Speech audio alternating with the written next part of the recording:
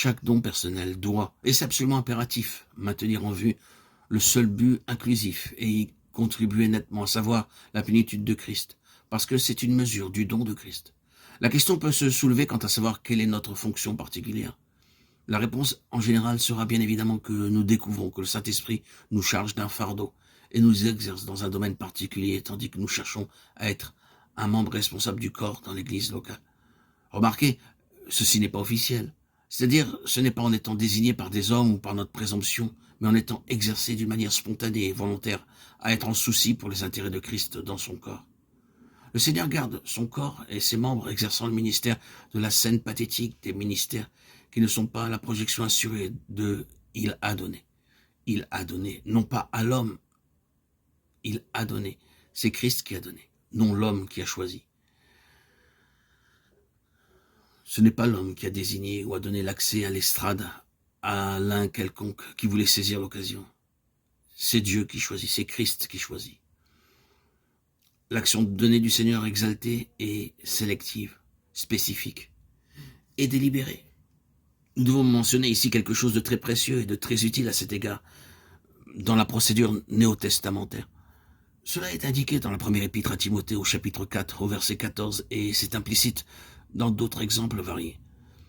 Ne néglige pas le don qui est en toi et qui t'a été donné par prophétie avec l'imposition des mains de l'assemblée des anciens.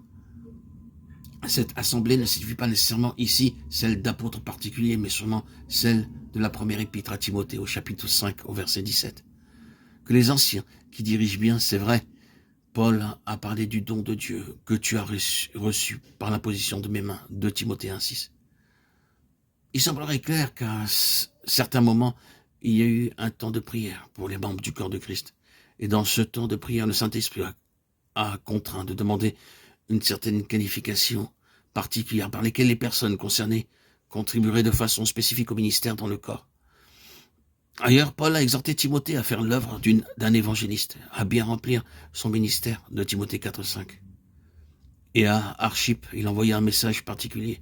Prends garde au ministère que tu as reçu dans le Seigneur, afin de bien le remplir. Colossiens 4,17. Ce serait une très bonne chose si tous les ministère était le résultat d'une telle action spécifique dans la prière. Il y aurait une beaucoup plus grande approche de la plénitude de Christ et beaucoup moins de sagesse ou autre chose des hommes, de ce qui est inefficace et peu fructueux. Prends garde au ministère que tu as reçu dans le Seigneur afin de bien le remplir. Colossiens 4,17.